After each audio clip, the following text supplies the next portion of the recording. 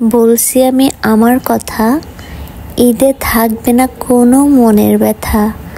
আমার জীবনে অনেক চাওয়া, ঈদ থেকে সব পাওয়া। সবাইকে ঈদ মুবারক।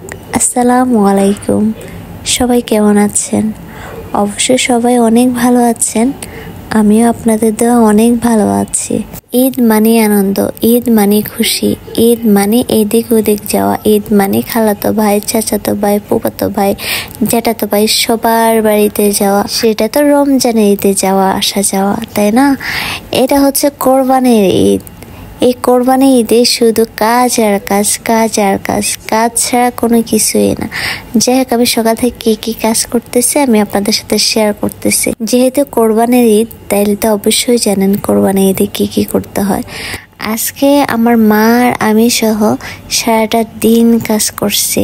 আমি পাকঘর সামলাইছি আর আমার মা হচ্ছে যে বাসার সব টুকটাক কাজগুলো সামলাইছে। যাই হোক, আমার মা হচ্ছে যে রুটি বেলছে, আমি হচ্ছে যে গোস্তগুলো আমি ধুয়ে তারপর হচ্ছে যে রান্না বসাই দিছি।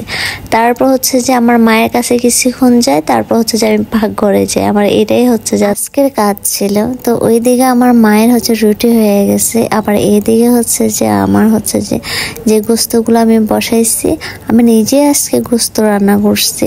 তো আমার গোস্তগুলো হয়ে গেছে, দেখেন কেমন হয়েছে আমার গোস্তটা রান্না করা।